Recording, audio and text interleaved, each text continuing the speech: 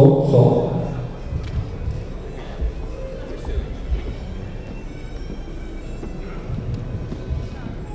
Pessoal, bom dia a todos. Antes de a gente iniciar propriamente, eu gostaria de agradecer a oportunidade. Sempre bom falar com a PM, com colegas, com profissionais que, desde que eu ingressei na corporação, com profissionais com os quais eu tenho convivido, que têm apoiado de maneira irrestrita e incondicional em todas as situações, perfeito? Então, o mínimo que a gente pode fazer é vir aqui passar um pouco do nosso conhecimento, porque, de fato, o êxito das investigações, e muito, vocês vão ver aqui, dependeu de vocês. Bem, antes de começar, eu gostaria de passar alguns números da Polícia Científica. Talvez vocês não tenham conhecimento, mas é importante, alguns eventualmente já têm. São números tão grandes quanto que o coronel, com a intensidade como o coronel passou aqui anteriormente.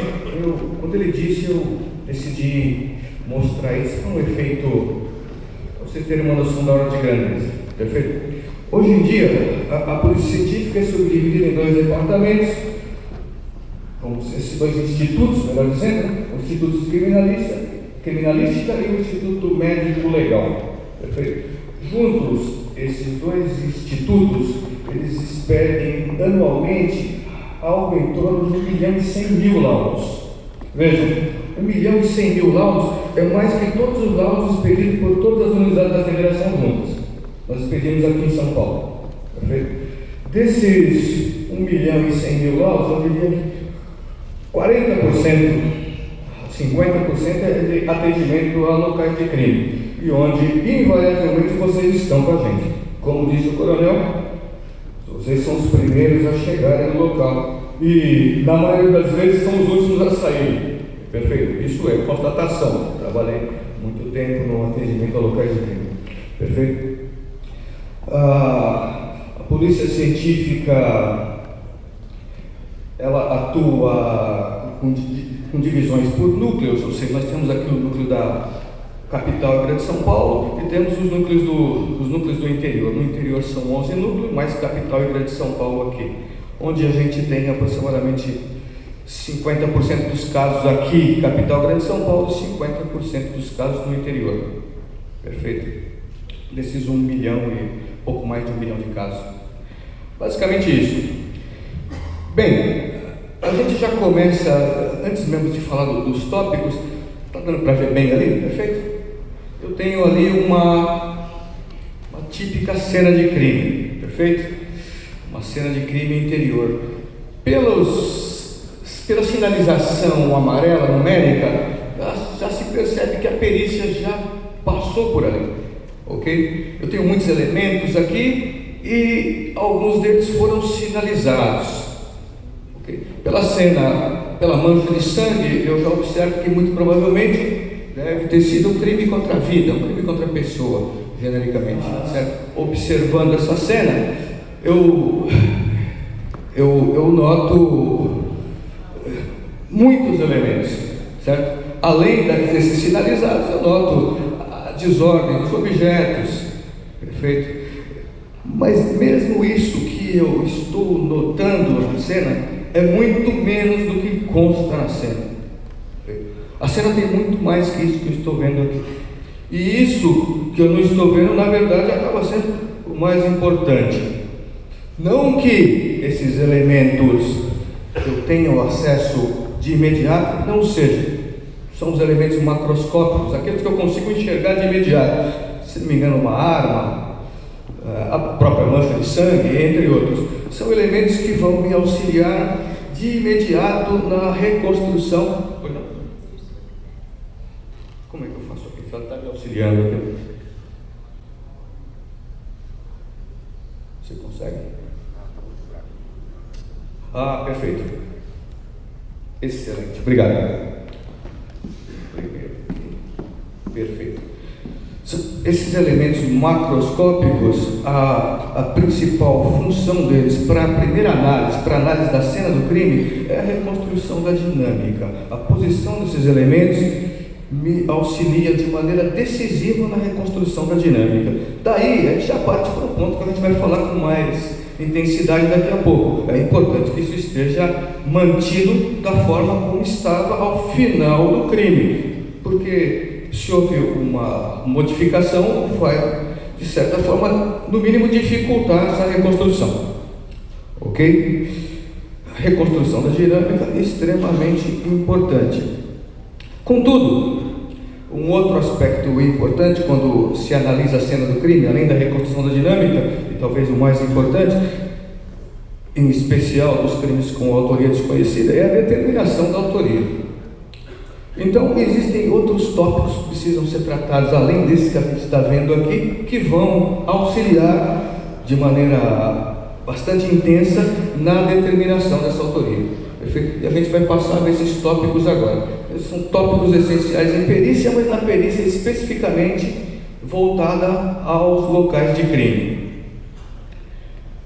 Primeiro ponto, vestígio. Eu não tinha falado a palavra vestígio, mas é um tópico essencial, inicial, de extrema relevância. Tudo aquilo que a gente viu pode ser classificado como sendo um vestígio, independente de ter ou não relevância para o crime nesse primeiro momento. Porque no momento em que eu chego à cena, eu não tenho ainda os critérios, a informação, a condição de vislumbrar aquilo que de fato teve relação com o crime. Então, de antemão, tudo o que tem ali é classificado como vestígio. Claro que durante o primeiro exame eu vou poder entender o que efetivamente é um vestígio potencial da ação delituosa.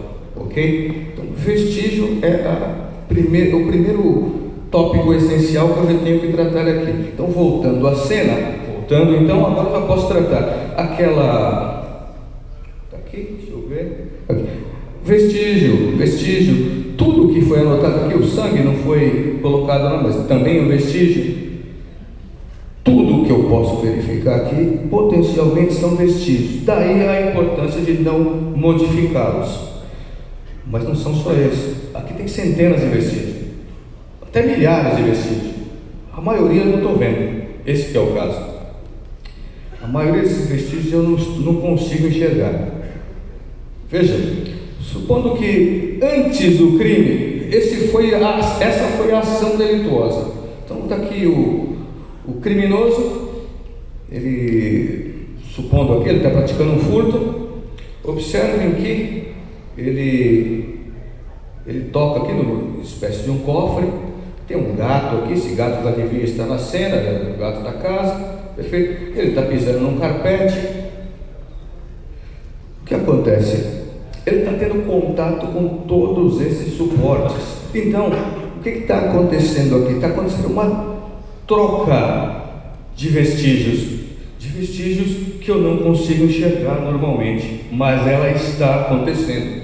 Ou seja, quando o gato aqui encostou na calça do criminoso, não há dúvidas de que ele deixou uma parte aqui na calça do criminoso, ainda que eu não possa enxergar. E uma parte da calça do criminoso está no gato. Ele pisando, uma parte do que havia no solado do calçado do criminoso ficou no carpete, e uma parte do carpete está com ele. Quando ele tocou aqui no cofre, uma parte do cofre ficou com ele, e as impressões digitais e eventualmente outras substâncias ficaram aqui no cofre. Certamente algum fio de cabelo cai cabelo o tempo todo, que a gente nem percebe.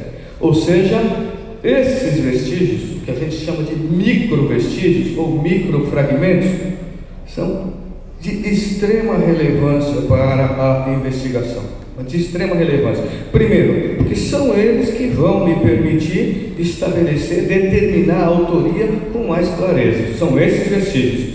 E eles que vão poder também me fazer entender que aqueles macrovestígios não foram modificados. A concordância entre esses microvestígios e aquela posição que a gente mostrou, daqueles vestígios macroscópicos, tem de estar em consonância. Por quê? Porque o criminoso, e aliás ninguém, tem sequer noção muito clara desses microvestígios, que ele não está vendo. Então esses ele não modifica, perfeito? E ainda que haja uma modificação intencional, pensando nessa hipótese, da posição da arma e de outros vestígios, esses ele não vai modificar. E aí não haverá a consonância, não vai haver a compatibilidade entre esses microfragmentos e aqueles vestígios microscópicos. E é um ponto que a perícia se baseia para determinar que a cena pode ter sido eventualmente modificada. Ok? Isso é de extrema relevância. Agora, como se dá essa troca de vestígios? Porque eu lhes asseguro, ela sempre acontece, invariavelmente. Vocês, inclusive, já devem ter assistido algum filme na televisão onde se busca um crime perfeito, onde o criminoso vai totalmente com roupas de plástico e tudo mais. Por quê? Porque lá é um criminoso mais sofisticado, porque ele sabe disso. Então ele coloca tudo aquilo, depois ele queima aquela roupa, porque mesmo aquela roupa deixou vestígios. Perfeito? Não é viável pensar na hipótese de não haver vestígios. Fazendo um adendo aqui, daqui a gente tem uma máxima interessante. Não há crime perfeito se eu me basear nisso, porque todo crime deixa vestígio. Então, se eu tiver capacidade de coletar esse vestígio e tiver condições de fazer uma comparação, eu determino a autoria. Então, não há crime perfeito, perfeito? A criminalística nos fornece ferramentas para que a gente possa efetivamente determinar a autoria do crime, perfeito? Claro, a comparação é um segundo momento, a gente vai falar um pouquinho mais daqui a pouco, mas os elementos que vinculam a cena, a vítima ao criminoso, eles invariavelmente estarão no local onde ocorreu o delito. Tá bem? Agora vamos continuando. Como que ocorre essa troca de vestígios? Só para vocês terem uma ideia. Eu fiz uma animação, mas como isso vai funcionar? Peraí. Eu acho microfragmentos. Esses vestígios a gente chama de microfragmentos também. Perfeito? Que são fragmentos, que são elementos físicos. Microfragmentos são elementos físicos próximos ao microscópio. Deixa eu ver uma coisa. Opa, acho que vamos conseguir. Aqui teria uma animação. Acho que se quem tiver um computador, se clicar o Enter aí, eu acho que ele. Isso aqui é um filme. Dá para voltar? Não tem uma tecla aqui. Olha o que vai acontecer. Então, duas superfícies vão se tocar. Vamos lá. O que acontece? Observe. Uma superfície tinha sobre a superfície haviam microfragmentos desse, vamos supor, de um tipo. Na outra superfície de outro tipo. Quando elas se tocam, invariavelmente há uma troca entre esses fragmentos. Não há nenhuma dúvida com relação a isso.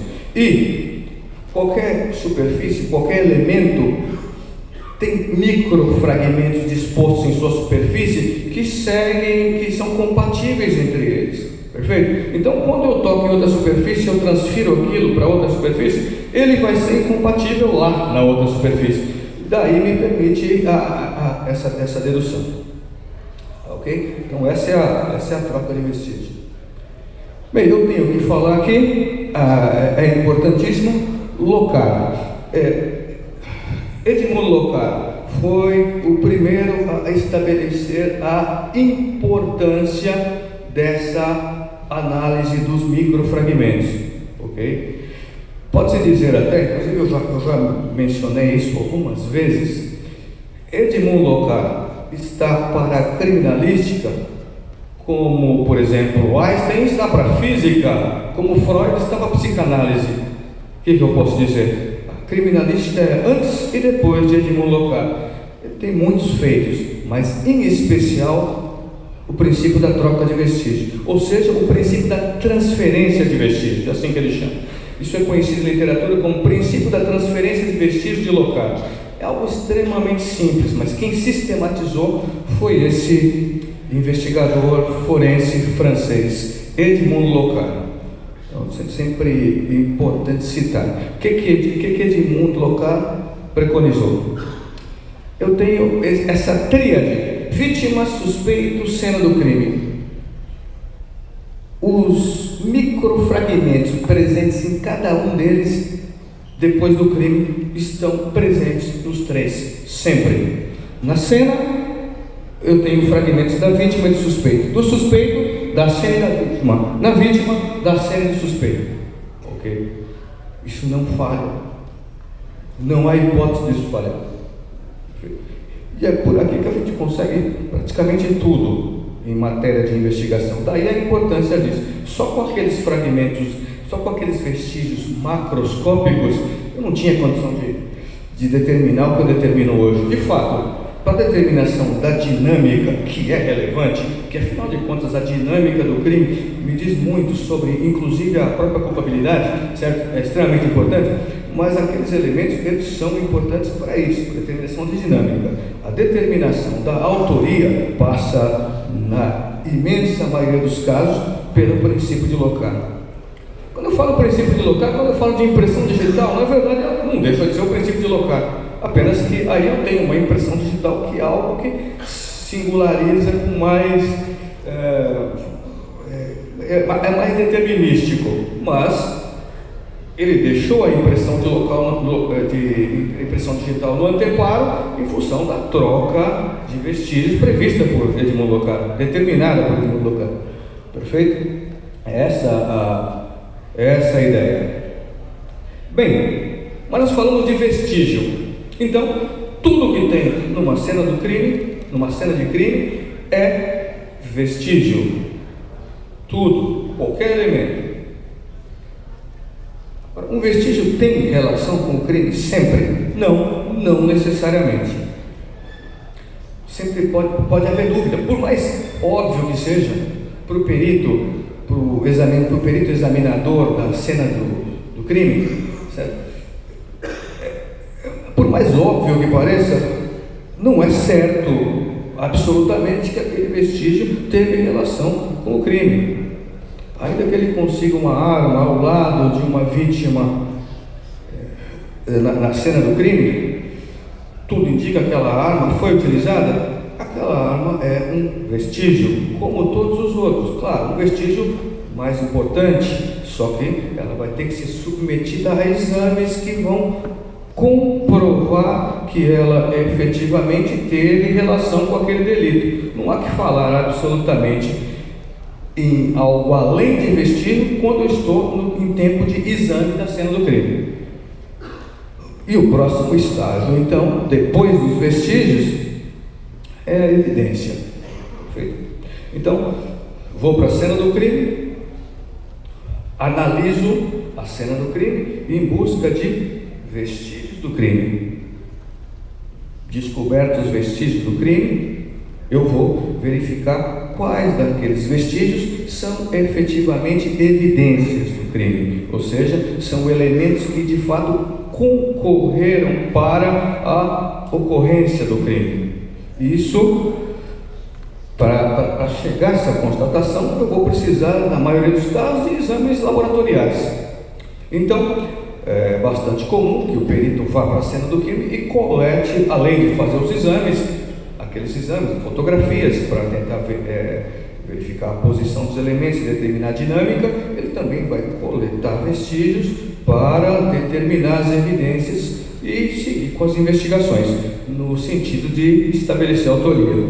Ok? Então, o vestígio se transforma em evidência quando se comprova, vamos dizer assim, se comprova de maneira científica, de maneira bastante efetiva, de que ele teve relação com o crime. Então, por exemplo, uma arma vai para o laboratório, no laboratório se conclui que a arma foi utilizada para os disparos que levaram a vítima a óbito. Ok? Uma impressão digital é levada para o laboratório de papiloscopia e vai ser comparada com a de eventuais suspeitos ou mesmo com a impressão digital da vítima, porque se for a própria impressão digital da vítima, veja, é descartada, ela não é vamos dizer assim, uma evidência do crime, que é uma impressão digital da própria vítima. Se ela for uma impressão digital de um suspeito, ela é elevada ao grau de evidência naquele momento. Isso vale para qualquer vestígio. Um vestígio biológico, uma mancha de sangue. Não posso dizer se é da própria vítima ou de um suspeito. Coleto a mancha de sangue, levo ao laboratório, reconheço que não é da vítima, então aquela mancha passa a ser uma evidência. Quando eu determinar um suspeito, posso efetuar a comparação. Bem, mas evidência é prova do crime? Não, porque a prova requer um contorno adicional. A prova é um conceito, guarda, embora a gente está falando de ciência, de perícia, vamos dizer assim, a prova, ela guarda um aspecto jurídico também, perfeito? E que tem que ser considerado. Então, nem toda a evidência vai passar ao status, a situação de prova, porque para ser prova, por exemplo, claro, vocês sabem disso, a evidência tem que ser submetida ao que a gente chama de contraditório. Não dá para falar em prova sem contraditório. Então, eu fiz aqui como é que seria? Por exemplo, eu tenho aqui, falando como suspeito, ele diz que encontrou a impressão na cena do crime. Ora, era uma evidência, mas eu estou falando com ele, mas ele tinha um álibi. Estava lá, só que ele tinha um álibi que no nosso exemplo foi confirmado. Então, embora aquilo se tornou uma evidência, mas depois, quando foi confirmado, na hora do crime ele não estava lá e conseguiu confirmar. Perfeito? Então, ou seja, vestígio, evidência, prova. Prova, eu preciso do aspecto circunstancial, preciso do contraditório. Sem passar pelo crivo do contraditório, não há que falar em prova. Esse é o caso, tá bem? Eu não coloquei aqui, mas vou falar um pouquinho antes, que vocês devem ler bastante, todo mundo, toda a gente que trabalha na segurança e escuta com muita frequência o termo indício. Eu falei vestígio, evidência, prova. Indício, é que indício, sim, é um termo usado muito juridicamente. Se vocês buscarem no Código de Processo Penal, aparece o termo indício muitas vezes. Às vezes, em função do contexto na própria lei, ele pode ser entendido como evidência, e às vezes como vestígio, e outra vez até mesmo como prova. Perfeito? Então, embora a palavra indício tenha um significado, se eu não pensar no aspecto jurídico, claro, um significado próximo ao de vestígio, o indício, juridicamente, ele tem que ser visto dentro do contexto. Do ponto de vista da perícia, da criminalística, eu falo em vestígio, evidência e prova. Eu evito dizer indício, tendo em vista que indício é um termo jurídico que não me permite enquadrar aquele elemento em nenhuma das três categorias com absoluta precisão. Ok? Essa é a ideia. Eu não coloquei aqui, mas é importante porque é um termo bastante comum. Bem, além disso, tem um outro aspecto muito importante. Vestígio, cena do crime. Não tenho certeza de nada daquilo. Levo para o laboratório, aquilo é levado ao grau de evidência. Submeto ao contraditório, aquilo pode ser levado ao grau de prova. Mas eu só falei de aspectos materiais, basicamente isso. Agora existem alguns aspectos formais que devem ser considerados para que aquele vestígio alcance o status de prova também, certo? Um deles, essencial, é a garantia da cadeia de custódia. Então, o que eu quero dizer é o seguinte: cadeia de custódia.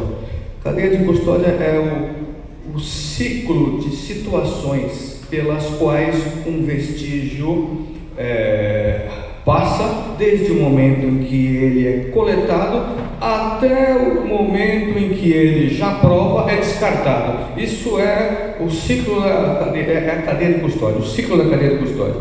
Ou seja, o vestígio é coletado na cena do crime, ele tem certas formalidades que precisam ser seguidas, eu quero dizer isso, certo? Porque, ainda que depois venha a ser comprovado que ele tinha, de fato, relação com o crime, ou seja, era uma evidência, foi submetido ao contraditório e passou o status de prova, é uma prova. Mas se houve um aspecto formal que não foi considerado, essa prova pode ser considerada nula e todo esse trabalho acaba sendo perdido. Isso a gente escuta na mídia, muitas operações policiais, por qualquer falha formal, pode levar a essa condição. Recentemente, faz alguns anos, já algumas operações da Polícia Federal, perfeitas do ponto de vista material, perfeita, chegaram à conclusão da autoria, do modus operandi do crime, todos os detalhes, mas se percebeu no momento final, praticamente, das investigações, que havia falhas formais. Essas falhas formais foram decisivas para levar toda aquela operação para o zero, né? Porque afinal de contas não se conseguiu nada com elas, tá bem? Então, aspectos que temos que levar em conta também são esses aspectos formais. Os aspectos formais são alguns aspectos formais que nós temos que considerar, mas eu vou falar especificamente aqui de um aspecto mais técnico, que é a garantia da cadeia de custódia, certo? Então, como eu já disse, cadeia de custódia, a cadeia de custódia, na verdade, é o ciclo de acontecimentos, o ciclo de situações pelas quais o vestígio passa. Como é que tem que acontecer? Então, essa cadeia tem que seguir um roteiro de acordo com o vestígio especificamente. É o primeiro ponto. Se o vestígio é biológico, existe um rito certo a ser seguido. Se o vestígio é virtual, um outro vestígio virtual, por exemplo, o vestígio virtual sempre ele vai estar armazenado num outro dispositivo. Um pendrive é algo que tem um depósito de um vestígio virtual, então tem que ser cuidado de uma maneira específica. Então esse é o primeiro aspecto da cadeia de custódia. Mas o segundo aspecto, isso tem que estar sempre sob controle. Tem que haver garantia de que não houve possibilidade de manipulação ao longo do ciclo. É isso. Eu tenho que ter essa garantia de qualquer maneira, não há outra hipótese.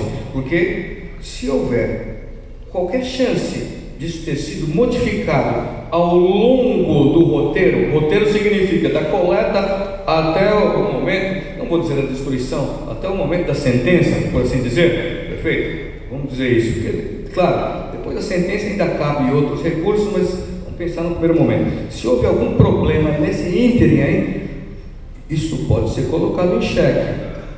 Sendo colocado em xeque, gerando uma dúvida para o julgador, em dúvida, ele tende a beneficiar quem está sendo acusado. Ele deve, inclusive, beneficiar quem está sendo prejudicado por aquele elemento, por aquela prova, certo?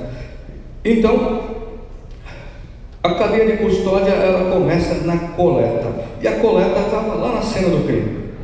Cena do crime que eventualmente começou a ser preservada, e aliás, não eventualmente, na imensa maioria das vezes, pelos policiais militares, inclusive. Então, podemos dizer o seguinte: os policiais militares, vocês, têm participação na cadeia de custódia? Sim, claro, é o primeiro momento. Então, tem que haver certos cuidados, sim, sem dúvida nenhuma. Muito provavelmente vocês conhecem o caso emblemático, que inclusive a gente cita esse caso academicamente, porque é um caso onde é que houve falhas na cadeia de custódia em função de acontecimentos lá na cena do crime. É um caso que não aconteceu aqui no Brasil, mas isso se tornou inclusive vários filmes. O caso daquele atleta e ator O.J. Simpson. Perfeito? Houve muitas falhas ali na cadeia de custódia, mas especificamente algumas que ocorreram lá na cena do crime. E tanto é que ele acabou depois sendo absolvido. Veja, um crime que é certo que ele praticou, e acabou sendo absolvido em decorrência dessas falhas. O que aconteceu lá especificamente? Por exemplo, Na cena do crime foi coletada uma corda. O policial que coletou a corda, primeiro ponto, não era da perícia, mas o ponto mais importante, antes de ir para o análogo ao departamento policial deles, onde é que ele iria levar aqueles elementos, ele passou na casa dele e ficou um tempo lá na casa dele. Isso foi questionado lá no tribunal. Foi questionado esse interregno lá de algumas horas, que esse elemento ficou na casa dele, qual era a garantia que a cadeia de custódia foi mantida? Nenhuma. Bom, não tem como, é verdade. Embora é muito provável que não houve intenção absoluta de causar nenhum prejuízo àquela prova, mas não poderia ter acontecido. Na medida que ele levou aquilo, ele parou a viatura na casa dele e ficou lá um tempo, aquilo ficou na mala, no porta-mala da viatura. Que garantia? Nenhuma. Isso foi questionado e essa prova foi retirada. Essa prova foi retirada, foi anulada. E lá havia elementos que, claro, confirmavam o contato com o acusado na ocasião. Ok? Esse foi uma das falhas. Então vamos transferir isso para cá. Perfeito? Cena do crime. Vocês chegam primeiro. Perfeito? Eu vou falar daqui a pouquinho os procedimentos, que vocês já estão bem acostumados. Só vou colocar mais alguns detalhes, mas vamos pensar só numa hipótese análoga a essa que eu disse agora. Vocês chegam primeiro. Tem algumas hipóteses. Se a cena do crime tem uma vítima viva, claro, nós temos que socorrer. E vocês estão lá para socorrer ele, e esse é o mais importante. Perfeito? Isso é o mais importante. E esse socorro deve medir esforços para conseguir êxito. Você conseguir transferir a vítima, se for o caso, dali para o hospital. Mas é claro que esse socorro pode gerar algum prejuízo.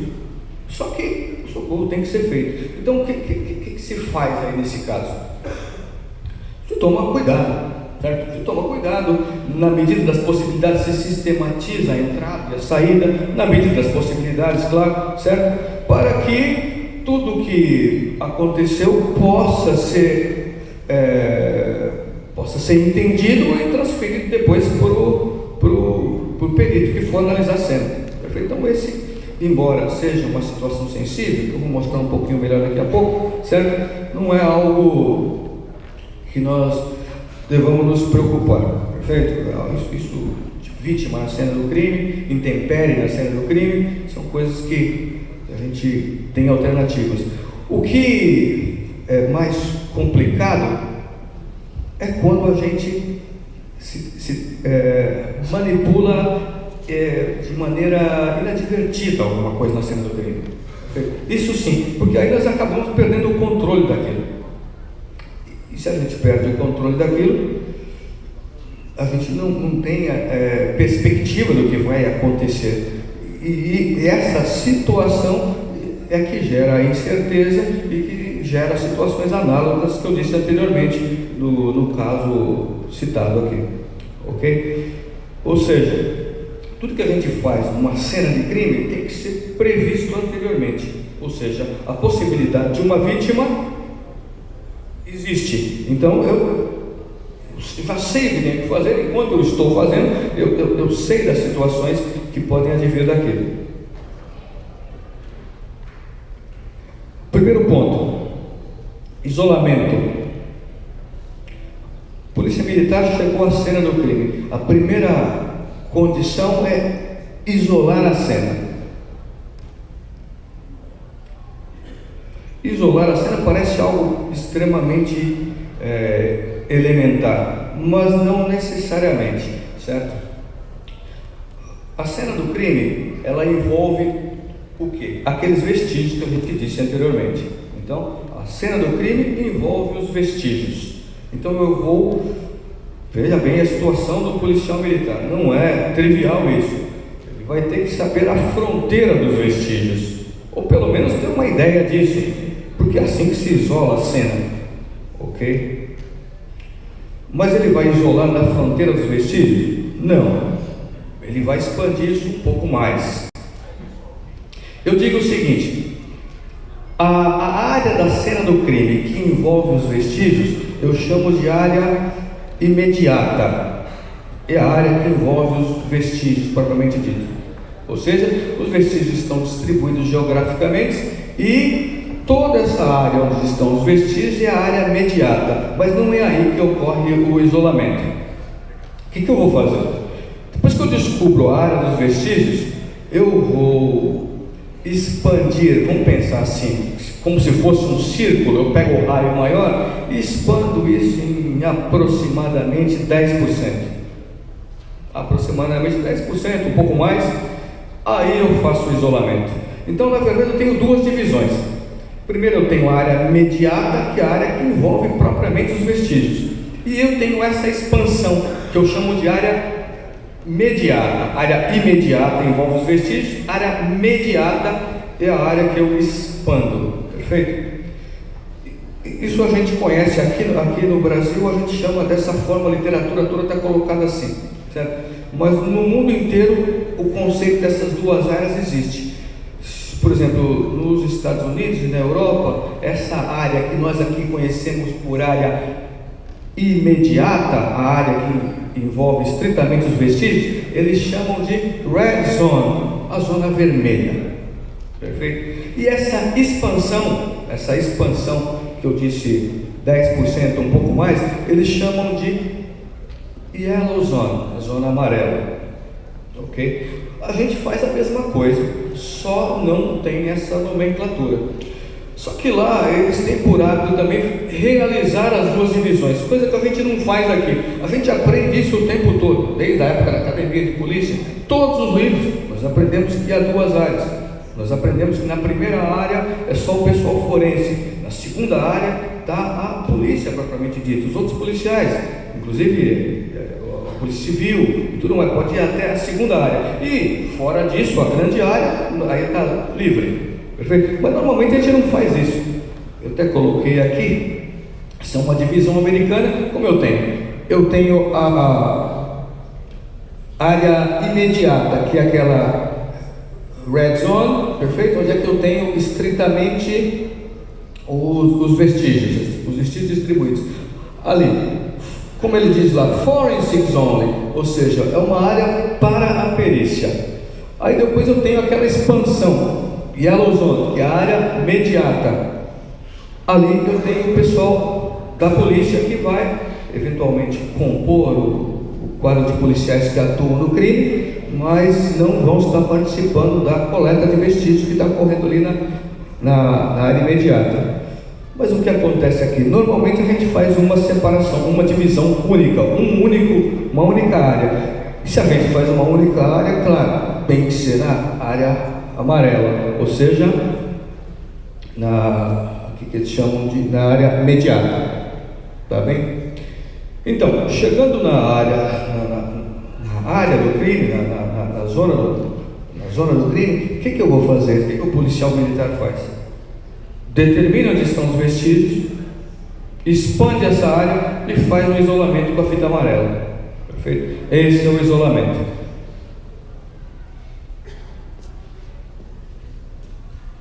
Feito o isolamento, começa o período de preservação. Preservação é estritamente manter o local do crime, manter a cena do crime no estado em que se encontrava quando o policial ali chegou. Perfeito? É isso. Existem alguns cuidados a se tomar com a preservação, claro, eu vou mostrar aqui os dois mais importantes. Agora, basicamente, o policial militar pode, quando chega à área do crime, a cena do crime, já encontrá-la com problemas, com certos prejuízos, ok? Qual é a ideia? Mantê-la da forma como ele a encontrou. Essa é a ideia. Está mostrando basicamente isso, ok? Isolei e mantenho isso preservado até que a perícia seja encerrada. Basicamente isso. Mas eu tenho algumas dificuldades nessa preservação. Perfeito? Que normalmente não vou dizer normalmente, mas que podem acontecer. Ok? Primeiro, vítima, como eu disse antes, se eu tenho vítima viva, preciso socorrer, e a vítima está dentro da área dos vestígios e a perícia ainda não chegou, claro, tenho que socorrer, mas não existe, como eu posso dizer, um protocolo muito específico, cada caso é um caso, o que tem que ser feito. Eu tenho que socorrer e tenho ao mesmo tempo que tentar tomar cuidado para não ir além do necessário para socorrer, porque isso ir além do necessário pode causar prejuízo para a investigação posteriormente. Então, o que posso dizer aqui? Cuidado, certo? Bom senso, coisas que normalmente a gente não tem problema com isso. Na medida das possibilidades, sistematizar esse atendimento para poder reproduzi-lo para o perito, se for o caso. O trajeto percorrido para socorrer a vítima, certo? Esse tipo de coisa. Que, eventualmente, que elemento, vestígio, foi modificado para socorrer a vítima, isso é importante. Então, vítimas, de fato, têm que ser priorizadas e, claro, com cuidado para mitigar aí os prejuízos para a investigação. Intempéries, principalmente para locais de crime externos, supondo, vamos pensar numa hipótese, você tem uma série de vestígios distribuídos e começou a chover, a perícia não chegou ainda, situação dificílima para a PM. Vocês querem que a investigação que tenha êxito, vocês querem que de fato tenha sucesso aquela investigação, mas é sabido que a chuva vai atrapalhar, os peritos não chegaram. Aí, supondo que não haja vestígios complexos de serem retirados, sejam vestígios físicos como armas, esse tipo de coisa, vocês sabem que, como eu disse antes aqui, se vocês forem até a área dos vestígios e manipular, podem produzir problemas para a cadeia de custódia. Por outro lado, se eu não fizer nada, essa chuva pode comprometer completamente a investigação, comprometer de maneira definitiva a investigação, principalmente se o vestígio for biológico. O que fazer nesse caso? Asseguro, não há muito o que fazer, perfeito? Vamos pensar assim, proteger o vestígio sem modificá-lo é o primeiro ponto. Proteger o vestígio. Por exemplo, se há possibilidade de proteger o vestígio, se há possibilidade, não vou além das minhas possibilidades, claro, certo? Tento proteger. Uma chuva, vestígio biológico, se eu tiver a possibilidade de cobrir, não há por que não fazer, não tem nenhum problema. Eu vou mostrar isso depois. Eu, policial militar, que acabei de fazer essa proteção, vou depois, com a chegada da equipe forense, explicar o que houve, em função do que não vai haver problema, certo? Agora, é claro, eu não tenho condição de coletar eu percebo que a chuva, eu estou falando de chuva porque é o mais comum, eu tenho um vestígio biológico que vai ser afetado pela chuva, os peritos ainda não chegaram, eu não vou coletar aquele vestígio, claro, não tem nem como, não há que se pensar nessa hipótese. Primeiro, porque é perigoso. Segundo, eu posso ter problema depois com a validade daquilo. Então, no limite, eu vou registrar aquela situação para passar depois para a equipe forense, ok? Mas esse é um problema sobre o qual a gente se debruça muitas vezes. Não ocorre com frequência, mas já aconteceu, e é claro, com aquele número de casos enorme que eu disse para vocês, isso acaba acontecendo quase todos os dias de alguma maneira. Tá bem? Então, isolamento e preservação. Essencial para o êxito da investigação. Essencial. Vamos dizer o seguinte, que se o isolamento não for adequado e, por exemplo, houver vestígios fora da área isolada, esses vestígios podem ser inclusive desconsiderados, a perícia acaba não tendo acesso. E mais que isso, eles como vão ficar expostos, eles podem perder a sua serventia enquanto vestígios. Então, é fundamental o isolamento. E preservação, claro, isso tem que manter. Depois que eu isolei, preciso manter a preservação, justamente para manter a minha condição de fazer a perícia, de fazer os exames e maximizar as chances de êxito. E esses dois pontos aqui, especialmente aqui em São Paulo, posso assegurar, depende, na grande maioria dos casos, de vocês, polícias militares. Eu trabalhei durante muito tempo na rua e, invariavelmente, chegando à cena, eu tinha a polícia militar preservando do lado de fora da faixa, dando todo o apoio necessário ao atendimento daquele caso. Bem, basicamente o que eu queria passar para vocês era isso, certo? Estou disponível aqui para qualquer questionamento que houver. São os tópicos essenciais da perícia mesmo, perfeito? Não passa disso, pois não? Obrigado.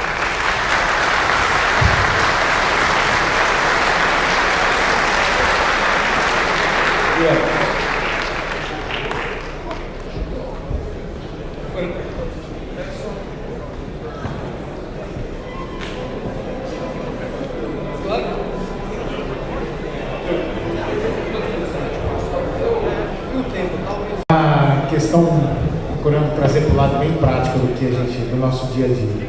É muito comum o policial militar chegar no local de crime, geralmente é um local aberto, e há uma vítima. E como o senhor falou, em primeiro lugar, para saber se há necessidade de socorro, precisa chegar perto da pessoa, mas considerando que há já um sinal de morte inequívoca, aparente, porém recente, né, a gente consegue saber isso. É muito comum isso até estar disciplinado, né, primeiro que eu falo, não revirar os bolsos, né, não procurar, não mexer na vítima. Mas por outro lado, a gente sabe que é comum, faz parte da rotina, embora indevido, se procurar saber a identificação da vítima. Procurar documento, né? Porque isso tem providências até, a gente sabe que por questões aí alheias à nossa vontade, por vezes a perícia demora para chegar. E talvez quanto antes se identificar a vítima, até por questões de acionamento de familiares ou outras, até pelo auxílio na investigação, às vezes sabendo, identificando a vítima rapidamente, pode ajudar a equipe de investigação. Então eu queria que o senhor falasse se realmente há esse prejuízo, claro, tomando cuidado com luva e sem revirar demais, procurar outras coisas, mas se há realmente um prejuízo de saber imediatamente se procurar algum elemento de identificação da vítima. Ok, excelente questão. Como é o nome? Tenente Coronel Pina fez formulou uma questão excelente dentro do contexto da nossa exposição, completamente, perfeito? Vai ajudar aqui a esclarecer. Primeiro ponto, como disse, eu tenho a cadeia de custódia, ela inicia na cena do crime. Cadeia de custódia significa, como eu disse antes, manter os elementos conforme eles deveriam estar. Tem uma vítima viva, socorro. Socorro, eu tenho que tentar, na medida das possibilidades, sistematizar o socorro para poder descrever o que eu fiz para mitigar aí os prejuízos para a cena. Vítima já em óbito, que é o caso aqui citado pelo Tenente Coronel, onde eu vou buscar elementos para, vamos dizer assim, otimizar, maximizar eventualmente as possibilidades da investigação. Ok. Primeira questão, isso gera prejuízo para a perícia? Eu poderia responder que genericamente sim. Qualquer modificação remete a prejuízos. Qualquer modificação remete a prejuízos em potencial. Não necessariamente, mas prejuízos em potencial sim. Bem, mas o profissional, o policial militar sabe disso. E como disse o Coronel Pila, vai tentar fazer isso mitigando, reduzindo no limite a possibilidade de prejuízo. Falou inclusive que vai tratar disso, vai tratar com luvas para não haver transferência de vestígios, perfeito? Se eu tratar disso sem luva, eu vou estar transferindo meus próprios elementos ali, aqueles microfragmentos para a cena do crime, perfeito? Bem, a questão é, não faria isso, perfeito? Já atendi inúmeras cenas de crime onde a Polícia Militar, antes da nossa chegada, já havia feito alguns movimentos que depois vieram a colaborar, inclusive, para a investigação, certo? Só que eu entendo as dificuldades, muitas vezes a perícia, por uma série de fatores aí, acaba demorando, e esse interregno pode ser extremamente prejudicial para outros aspectos da investigação. Mas vamos pensar no seguinte aspecto, no seguinte ponto: eu preciso manter a cena intacta na medida em que eu a encontrei daquela forma, perfeito? Tudo que eu fizer, embora possa ocasionalmente gerar um efeito positivo, com certeza vai prejudicar a investigação do ponto de vista forense, do ponto de vista pericial estritamente, perfeito? Ou seja, quando eu atuo dessa forma, ainda que sempre pensando em maximizar, sempre pensando em garantir a maior efetividade daquele processo como um todo, não só do processo pericial, existe um risco de eu não conseguir absolutamente nada ali. Por quê? Porque, eventualmente, como o senhor disse, eu vou manipular os bolsos da vítima, pode ser que nem tenha documento. Ou seja, eu vou fazer alguma busca, certo? Que pode ou não ter alguma efetividade. Então eu diria o seguinte: eu não vou dizer para não fazer isso nunca, não é o caso, perfeito? Mas mesmo nesse ponto tem que ser analisada o caso concreto. Eventualmente cabe um juízo de valor por parte do policial militar que está ali naquele momento para verificação se aquilo é mesmo necessário. E só se tiver algum fator, mas um fator fundamentado, que ele entenda isso é necessário por causa disso, especificamente, ele faz. Do contrário, não. Ok? Supondo que, vamos dar um exemplo até para ficar mais fácil. Quando é que isso poderia ser necessário? Supondo que a autoridade policial já chegou ao local e ela tem um suspeito. Aí é outra coisa. Eventualmente o suspeito vai escapar. Perfeito? Supondo que tem um familiar em potencial da vítima que é muito óbvio, deve ser aquele familiar. Eu vou verificar. Agora, tirando hipóteses dessa natureza, eu não vou fazer isso simplesmente para, vamos dizer assim, quem sabe eu encontro alguma coisa. Não, isso não. Ok? Tem que haver uma razão efetiva para que eu modifique a cena do crime. E claro, ainda que eu decida fazer isso, porque há um motivo para fazer isso, o que eu vou fazer? Eu, policial militar no caso, o que eu vou fazer? Eu vou mitigar no máximo os prejuízos que aquilo vem a causar para a perícia, e depois vou passar isso para a equipe de perícia que venha a atender o caso. Vou passar aquilo que foi feito. Esse é o caso. Tá bem, coronel? Pessoal, ficou claro isso aqui? Eu não sei.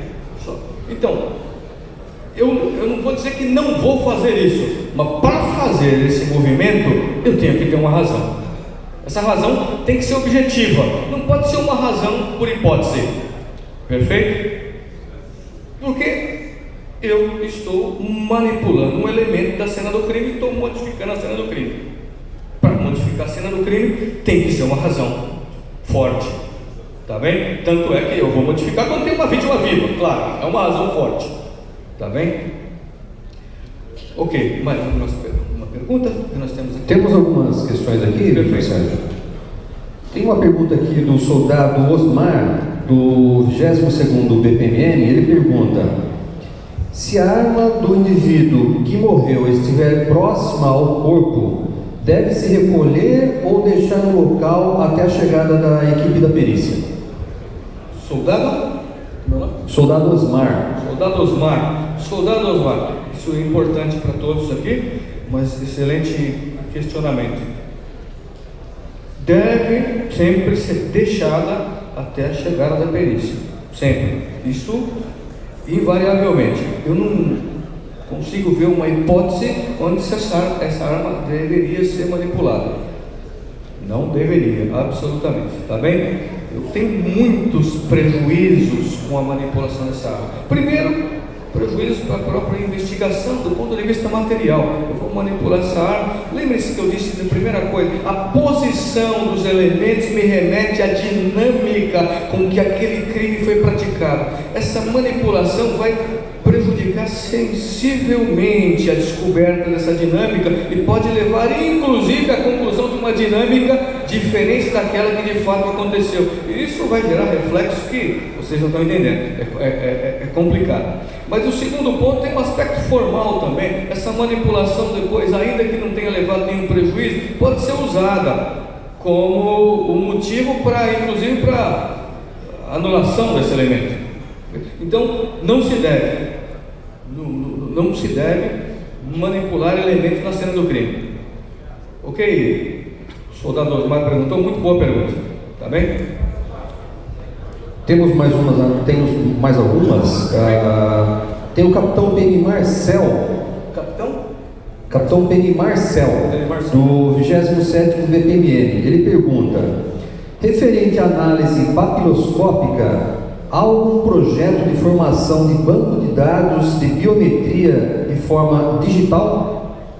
Perfeito. Excelente questão, capitão. Estou vendo? Não projeto, mas na prática. Perfeito? Isso está sob a, vamos dizer assim, sob a ótica da Polícia Civil. O Instituto de Identificação, IRGD, já usa um sistema para o armazenamento eletrônico de impressões digitais.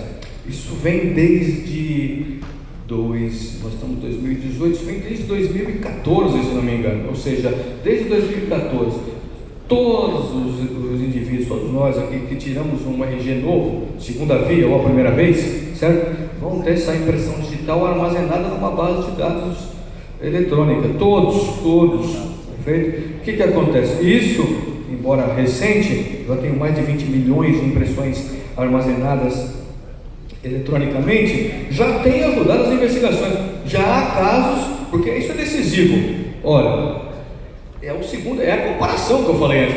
Você se lembra? A criminalística me dá elementos para eu determinar todos os vestígios da cena do crime. Ela me dá ferramentas. O que me falta é a comparação. Porque eu encontrei o vestígio. Se eu tiver algo para comparar, eu vou encontrar o autor. Na medida em que essas impressões digitais estão sendo armazenadas eletronicamente, essa comparação fica extremamente simplificada, ok? E já se obteve sucesso na identificação de criminosos baseado nessa impressão digital eletrônica, perfeito? Então, a pergunta era se existia um projeto. Na verdade, isso já está sendo feito nos próximos, e como todas as impressões digitais são armazenadas em base de dados a partir de agora, a partir de, se não me engano, 2014, certo? Daqui a alguns anos todos vão ter impressões digitais armazenadas em base de dados. Todos, perfeito? A diferença, a dificuldade é que isso eu estou falando do estado de São Paulo. O Brasil ainda não está assim. Então, eu tive uma situação onde uma impressão digital foi coletada e acabou dando o match, ou seja, com o sistema, ou seja, se encontrou aquela impressão digital, aquela impressão papiloscópica no registro eletrônico, certo? mas não era morador aqui de São Paulo.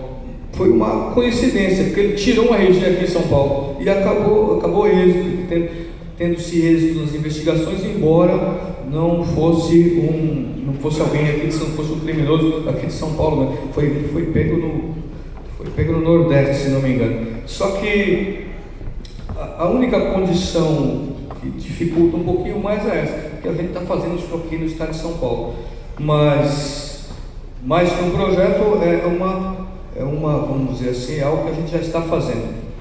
Aproveitando a questão, que a gente tem também um outro registro importante, está começando agora, já um piloto, e o ano que vem a gente vai implementar mais. Isso no âmbito lá da nossa polícia científica mesmo. A gente vai estar passando a coleta de DNA dos presos todos. Então todos os presos vão ter a codificação genética armazenada no banco de dados também. Ontem eu recebi os primeiros 150, se não me engano, para fazer lá a inclusão, certo? E a partir, que é um teste piloto, e a partir do ano que vem, todos. Ou seja, isso é extremamente importante, porque é a comparação. Veja, na medida que eu vou para a cena, encontro todos aqueles vestígios, se eu tiver como comparar, não tem crime que resista. Não tem como. Sabia que a cidade de Los Angeles, quando nasce, a pessoa nasce, no nascimento, eu pego a codificação genética e já armazeno todo mundo da cidade. Veja, isso é caro, claro, mas o efeito é extremamente benéfico no futuro. Eu não vou lá naquela cidade, perfeito? Claro, estamos falando de uma cidade só, o escopo é maior, pode ser que eu não tenha êxito, mas imagine, qualquer um ali que for para uma cena de crime vai deixar um vestígio genético, eu posso vincular aquela cena. É algo que realmente custa caro, mas que dá resultado extremamente positivo. Ok, capitão, acho que eu respondi. Se tiver mais alguma dúvida, podemos seguir. Temos mais a última aqui, a pergunta. Essa não tem autoria da pergunta. No carro abandonado produto de roubo, temos que abrir para verificar se tem no interior alguma vítima. Essa abertura atrapalha a perícia? Perfeito. O contexto é essencialmente o mesmo. Tem que abrir mesmo, porque pode haver uma vítima, isso não tem dúvida. Perfeito? A vítima tem que ser priorizada, vítima viva e especial. Mas como o carro está fechado, pode ser inclusive que haja uma vítima viva que está inconsciente, então tem que ser feito. Cuidado, bom senso e sistematização. É a mesma coisa da cena. O carro ali acaba sendo a cena. Perfeito? Eu vou tentar sistematizar essa busca na medida de prejudicar o menos possível, e aquilo que for prejudicado ter capacidade de registrar e passar para a equipe de perícia, para que se possa pensar naquilo quando produzir os relatórios. Perfeito? Vítimas de fato são prioritárias, não há dúvidas disso. Então, no socorro às vítimas, tem essa dualidade: eu tenho a vítima e tenho o prejuízo para o local. Claro, tenho que socorrer a vítima, vou mitigar o prejuízo. Como é que eu mitigo o prejuízo? Cuidado, bom senso e sistematização da ação. O que me atrapalha é quando é algo sem sistematização, adentrar uma cena do crime, ou abrir um veículo, como foi dito, sem pensar exatamente no que está sendo feito, porque depois é difícil reproduzir isso e aí pode de fato ocorrer prejuízo. Tá bem? Mais alguma questão? Não, essa foi a última pergunta. Então, terminado as perguntas, faremos agora uma singela homenagem ao palestrante que brilhantemente agregou o conhecimento por meio da palestra conferida a todos os presentes. Convidamos o comandante do CTM-10 para cumprimentar o Dr. Sérgio e fazer a entrega de lembranças em reconhecimento à sua relevante palestra ministrada.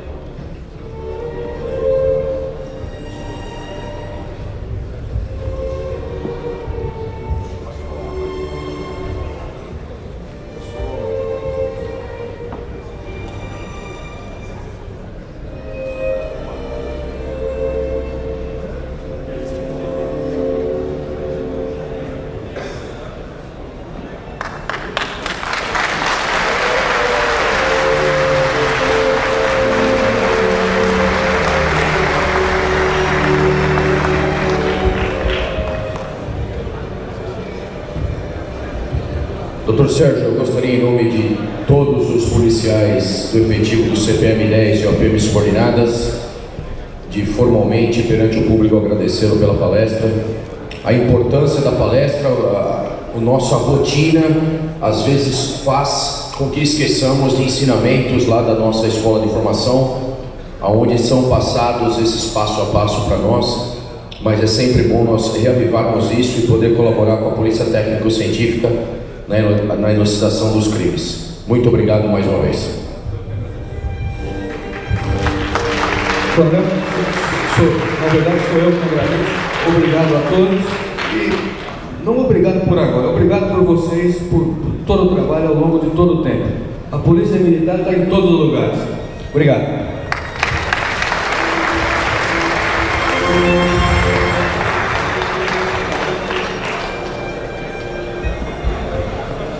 Senhores, teremos agora um café